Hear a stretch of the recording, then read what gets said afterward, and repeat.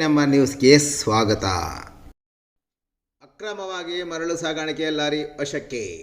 ಲಾರಿಯಲ್ಲಿ ರಾಷ್ಟ್ರೀಯ ಖನಿಜ ಸಂಪತ್ತಾದ ಮರಳನ್ನು ಮಾರಾಟ ಮಾಡುವ ಉದ್ದೇಶದಿಂದ ಅಕ್ರಮವಾಗಿ ಸಾಗಾಣಿಕೆ ಮಾಡುತ್ತಿದ್ದ ಲಾರಿಯನ್ನು ಚಿಂತಾಮಣಿ ಉಪವಿಭಾಗದ ಎಎಸ್ಪಿ ಕುಶಲ್ ಚೌಕ್ಸಿ ಮಾರ್ಗದರ್ಶನದಲ್ಲಿ ಶಿಡ್ಲಘಟ್ಟ ಗ್ರಾಮಾಂತರ ಠಾಣೆಯ ಪೊಲೀಸ್ ಇನ್ಸ್ಪೆಕ್ಟರ್ ನಂದಕುಮಾರ್ ಇಂದು ಬೆಳಗಿನ ಜಾವ ವಶಪಡಿಸಿಕೊಳ್ಳುವಲ್ಲಿ ಯಶಸ್ವಿಯಾಗಿದ್ದಾರೆ.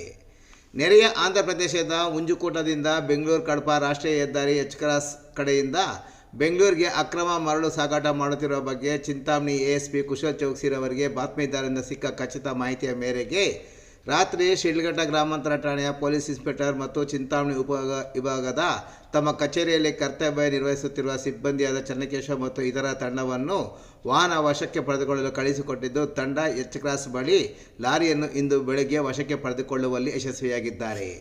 ನಂತರ ಲಾರಿಯನ್ನು ಜಂಗಮಕೋಟೆ ಠಾಣೆಯ ಬಳಿ ಕರೆದೊಯ್ದು ಬಾಡಿಗೆ ಮುಚ್ಚಿದ್ದ ಟಾರ್ಪಲನ್ನು ತೆಗೆದು ನೋಡಿದಾಗ ಮರಳು ಕಂಡು ಬಂದು, ನಂತರ ಲಾರಿಯ ಚಾಲಕನ ಹೆಸರು ಮತ್ತು ವಿಳಾಸ ಕೇಳಿದಾಗ ಚಾಲಕ ಚಿಕ್ಕಬಳ್ಳಾಪುರ ಜಿಲ್ಲೆಯ ಮುನಗನಹಳ್ಳಿ ಗ್ರಾಮದ ಮಂಜುನಾಥ ರೆಡ್ಡಿ ಬಿನ್ ಕೃಷ್ಣಪ್ಪ ಎಂದು ತಿಳಿಸಿದ್ದು, ಚಾಲಕನನ್ನು ಲಾರಿಯನ್ನು ವಶಪಡಿಸಿಕೊಂಡು ಪ್ರಕರಣ ದಾಖಲು ಮಾಡುವಲ್ಲಿ ಯಶಸ್ವಿಯಾಗಿದ್ದಾರೆ.